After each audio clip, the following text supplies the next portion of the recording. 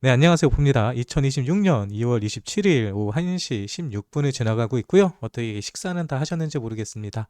오늘은 참 시장이 재미있네요. 현재 비트코인 가격은요, 9,800만 원이고요. 해외로는 5만 7천 불. 얼마죠? 5만 7천 불이 아니고 6만 7천 불.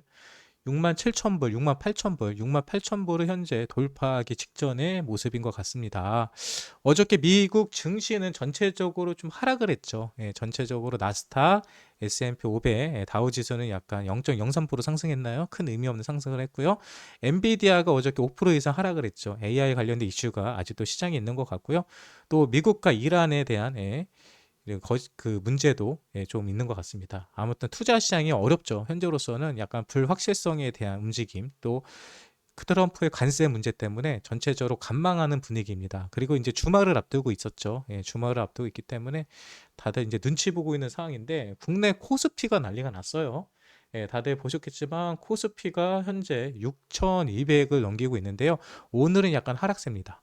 근데 오늘의 하락세가요, 여러분들 주목해 볼 만한 게 외국인들이 오전에만 4조 이상을 팔았습니다. 거의 5조 가까운 금액을 팔았고요. 이 외국인들이 5조 이상 팔았다는 것은 역대급입니다.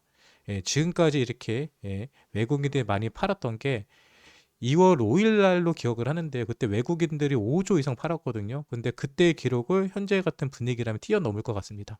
대신에 개인들이 엄청나죠. 개인들이 제가 이 자료 준비했을 때는 3.7조였는데 지금 얼마예요? 4조 2천억을 사고 있죠. 4조 이상을 또 개인들이 방어를 하고 있습니다. 지금 코스피가 6천 이상을 버티고 있지만 이 개인들의 4조 이상의 매수가 없었으면은 오늘 코스피 폭락이었거든요. 개인들이 방어하고 있다라고 보시면 될 것 같고요. 근데 개인들의 방어를 언제까지 할 수 있을까요? 개인들이 방어하는 데는 분명히 한계에 도달합니다. 그럼 외국인들은 왜 팔고 있을까요? 외국인들이 진짜 속내는 무엇일까요? 외국인들 현재 팔고 있는 거는요, 너무 걱정하지 않아도 됩니다. 사실요.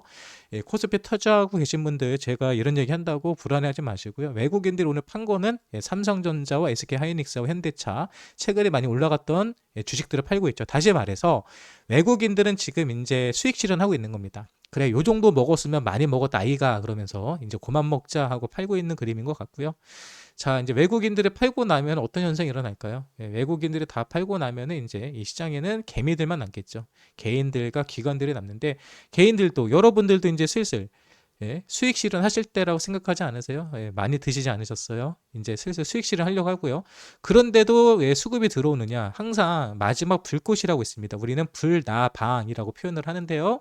그동안 살까 말까 고민하는데 5천이니까 떨어지면 사야지, 6천이니까 떨어지면 사야지, 계속 떨어지면 사야지, 떨어지면 사야지라고 하다가 그냥 6천 넘고 이제 7천, 8천 간다고 하니까 지금 사자라고 하면서 마지막 버스를 타시는 개미분들이 많은 겁니다. 그러니까 지금 괜히 코스피 탔다가는요 위험해요. 다시 말하지만 코스피가 앞으로 망한다는 개념이 아니라 외국인들도 팔고 기관들과 개인들의 매수세가 떨어지면 결국은 코스피는 조정을 받을 수밖에 없습니다. 조정을 받고 더 큰 상승을 하지 않을까라고 생각을 하니까요. 지금 자리에서 들어가시는 분들은 조심하자. 그리고 외국인들이 팔고 나가는 이유 중에 하나는요. 지금 달러 강세입니다.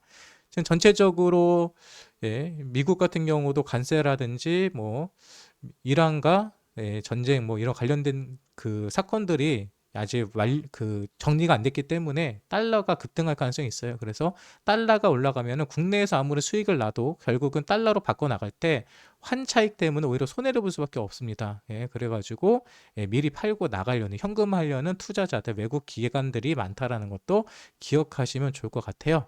아무튼 코스피 앞으로 한 2시간 있으면 장마감이 되는데요. 2시간 동안에 과연 얼마나 많은 자금들이 유동성이 생길지를 보시면 될 것 같고요.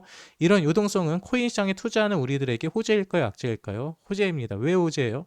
내 건 안 올라가고 제 것만 올라가는데 배 아프지 않으시냐고요? 아니, 괜찮습니다.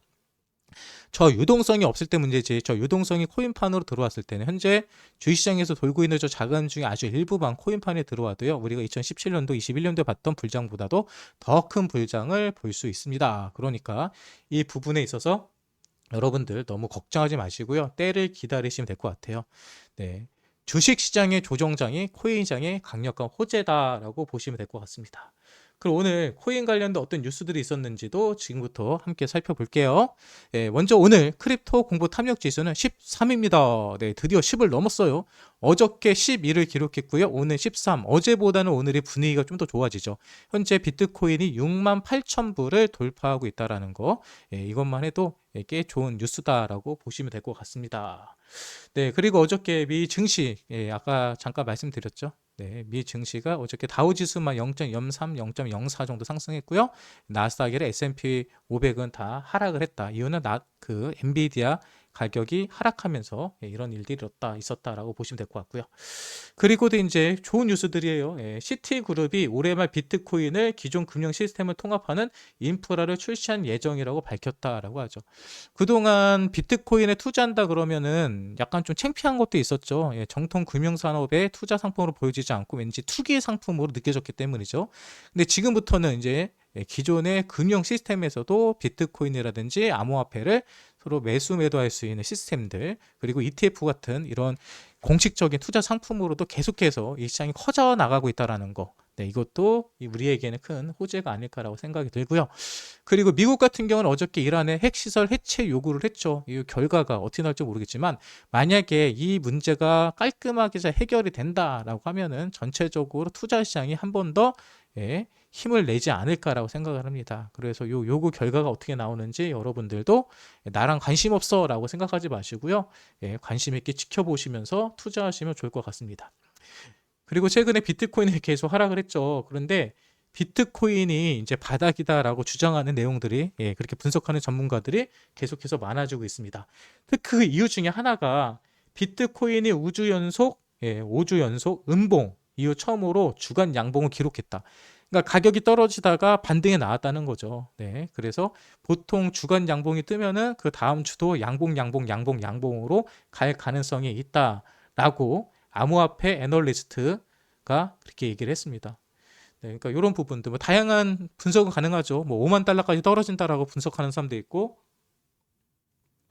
올라간다라고 분석하는 사람도 있는데 요 뉴스는요. 코인 니스에 어제 저녁에 올라온 기사입니다. 뭐 제가 막 만들어낸 기사 아니고요. 네, 그리고 또 하나 메타마스크 미국에서 암호화폐 직플카드 서비스 확대. 암호화폐를 많은 사람들이 투기라고 생각하는 것은, 그리고 실제로 제가 이제 쇼츠 라이브를 방송을 하면 주식하시는 분들이 많이 들어오세요. 제가 요즘 주식 떨어진다 하니까 열받으셔서 화나셔서 막 주식하시면 또 오셔가지고 저한테 따지는데요. 주식하는 사람들이 그래요. 야, 코박을 왜 하냐? 코박이래. 코인을 왜 하냐? 실체도 없는 거. 쓸모도 없는 거, 데이터 쪼가리, 응? 실적도 없는 걸 왜 하냐, 막 이렇게 얘기하시거든요. 근데 주식만 하시는 분들은 그렇게 생각할 수 있죠. 그런데 실제로 현재 마스터카드라든지 여러 카드 회사에서는요, 암호화폐가 실제로 지불 수단으로 사용되고 있습니다. 그 메타마스크 같은 경우도 미국에서 직플 카드로 암호화폐를 사용할 수 있게끔 이런 서비스가 확대되고 있다라는 거. 그러니까 실물 경제에서 실제로 주식처럼 비트코인이나 가상화폐 코인들도 사용되고 있다라는 거는 우리가 인정할 거 인정합시다. 무조건 내가 투자하는 거 아니라고 할 필요는 없어요. 그리고 어저께 제가 저녁 방송을 멤버십 방송으로 진행을 해서 이 내용을 제가 잘 얘기 못 드렸는데요. 어저께 신규 실업수당 청구 건수 발표가 있었죠. 예상치보다 하회했습니다. 어저께 미국 증시가 가격이 아까 하락한 가장 큰 이유가 바로 실업수당 청구 건수 때문에 그래요. 매주 목요일마다 발표가 있습니다. 자, 그러면 어저께 왜 예상치보다 하회했는데 왜 주식이 영향을 받았을까? 실업수당 청구 건수 같은 경우는 우리가 그 회사를 그만두면 실업수당 받으시잖아요. 근데 실업수당을 과연 몇 명이 신청을 했느냐 요거예요. 근데 실업수당을 많이 신청한다는 소리는 어떤 얘기예요? 실업수당을 많이 신청한다는 소리는 많은 사람들이 회사에서 잘렸다는 거죠. 회사를 그만두고 실직 상태다라는 건데 어저께 예상치보다 하회했다는 소리는 실직한 사람들이 많다는 거에 적다는 거예요. 실직한 사람이 적다는 거죠. 실직한 사람이 적다는 것은 고용 지표가 튼튼하다라는 거죠. 근데 연준 입장에서는 재미있게도요. 고용 지표가 좋게 나오면요. 금리 인하를 할 생각을 안 합니다. 왜? 경기가 힘들어지고 어려워야지, 야, 그럼 서민들을 위해서 우리가 금리를 좀 낮춰줘야 되겠다라는 생각으로 금리 인하를 하는데, 야, 봐봐. 지금 직장 잘 다니고 있잖아. 월급도 많이 받고 있네. 생각보다 고용 지표 좋네. 그러면 지금 우리가 급하게 금리 안 낮춰도 되겠다. 왜? 연준의 목표는 두 가지예요. 인플레이션을 낮추는 거, 소비자 물가를 낮추는 게 첫 번째 목표고요. 두 번째로는 경기를 부양하는 겁니다.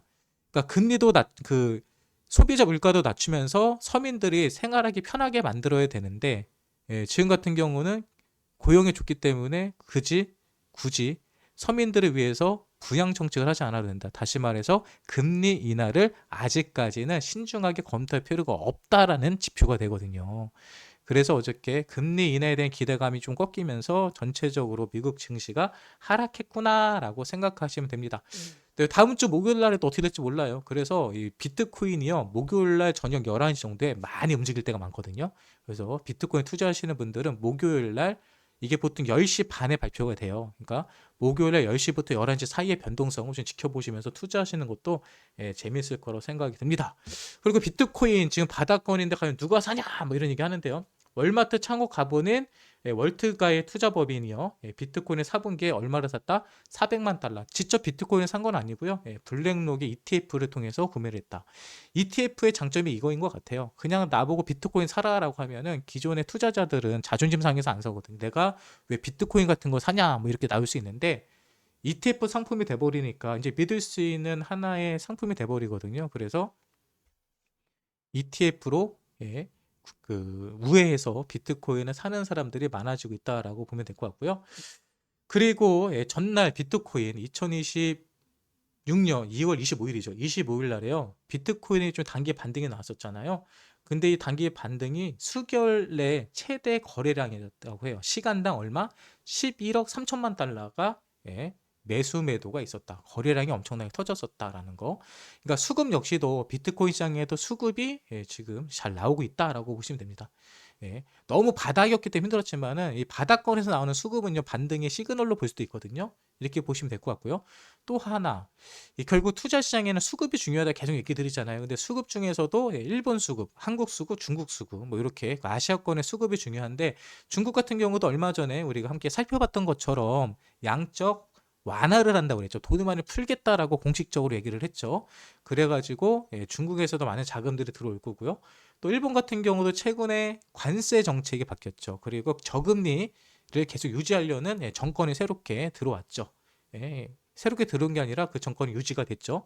그리고 또 하나, 일본의 엔화 스테이블 코인 JPYC를 발행하는 곳에서 이번에 1차적으로 17억 8천만에 약 164억 원 규모의 투자를 하겠다라고 발표를 했죠. 그러니까 계속해서 코인 시장에 투자 자금들이 들어온다라는 거, 이것도 좋은 뉴스인 것 같고요. 또 하나, 우리가 가장 믿을 수 있는 구성 누구예요? 우리 형아들. 비트코인을 100개 이상 가지고 있는 우리 고래 형아들이요. 뭐 하고 있다? 이 지갑 수가 계속해서 늘어나고 있습니다. 그러니까 100개 이상의 보유하고 있는 지갑이 거의 2만 개 임박하고 있다. 그러니까 우리가 모르는 정말 엄청난 고래들이 많이 있다라고 하는 거고요. 최근에 뉴스들이 고래들이 저점에서 비트코인을 엄청나게 많이 매수했다라는 거 다들 들으셨죠? 네, 이거는 제가 꾸며내는 게 아니라 온체인 데이터로 나오는 데이터를 가지고 얘기하는 겁니다. 그리고 또 하나, 코스닥 산장사의 비트플래닛이 비트코인을 더 추매했다고 27일 날 밝혔죠. 네, 27일 날에 비트코인 우리는 총 더 매수를 해가지고 지금 300개의 비트코인을 가지고 있어요 라고 공식적으로 발표를 했습니다. 다시 말하지만 비트코인이 떨어진다, 더 이상 올라가지 않는다 라고 하지만은 바닥권에서 많은 기관들은 매집하고 있다는 거고요. 그리고 현재 되게 중요한 얘기예요. 가격이 비트코인 가격이 7만 8천 불인데 오늘 옵션 만기가 있습니다. 78억 달러, 적은 돈이 아니죠. 78억 달러 정도의 옵션 만기가 있고요. 근데 이 만기에서 중요한 거는요. 실제적으로 옵션 매수자들이 가장 크게 돈을 잃는 구간이 7만 5천 불입니다. 근데 7만 5천 불 이상이 올라가면은 손해를 덜 보겠죠. 근데 세력들이 이거를 좀 노리는 경우가 있어요. 그래서 오늘 저녁에 갑자기 비트코인이 7만 5천 달러 밑으로 떨어질 가능성도 있다. 왜? 장난질하기 위해서. 아무튼 보통 옵션 만기일이 있으면은 만기되기 전에 약간 변동성이 나오긴 하더라고요. 그래서 이런 것들도 여러분들이 알고 계시면 좋다. 그런데 지금은 이미 7만 8천 불이라서 3만 불 이상, 3천 불 이상 떨어뜨리기는 쉬워 보이진 않아요. 그럼 500만 원 정도 하락해야 되는데 그 정도까지는 안 갈 것 같다라는 생각이 드네요.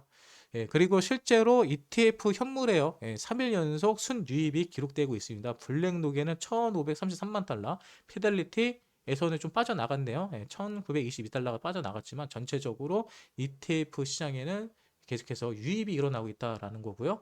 그리고 비트코인 현물 ETF, 아까 한 표 본 건 이건 이더리움 현물 ETF고요. 비트코인 현물 ETF 같은 경우도 매도하는 유출되는 물량보다도 유입되는 물량이 훨씬 많다라는 거를 데이터를 통해서도 살펴볼 수 있습니다. 자, 이렇게 해서 우리가 발빠르게 오늘 전체적인 뉴스 브리핑을 살펴봤는데요. 네, 시장이 아직도 공포스러우신가요? 답답하고 짜증나고 승질나는 시장은 맞는데요. 모든 데이터들, 모든 뉴스들은요, 지금 자리가 바닥일지 아닐지는 모르겠지만 매수하기 괜찮은 자리다. 그리고 하락할 가능성보다는 올라갈 가능성이 높다라고 얘기하고 있는 것 같습니다. 네, 물론 저는 희망회로 긍정적인 이야기를 많이 하는 사람이다 보니까 여러분들의 판단력에서 흔들릴 수는 있어요. 그러니까 냉정하게 저처럼 희망의 이야기를 하는 사람들 이야기도 들어보시고요. 주구장창 떨어진다, 끝났다 하는 사람들 있잖아요. 그런 분들 얘기도 들어보시고요. 종합적으로 잘 판단해 보시기 바랍니다. 네, 이 영상이 여러분들에게 꿈과 희망을 드리고요. 그리고 유익하셨습니까?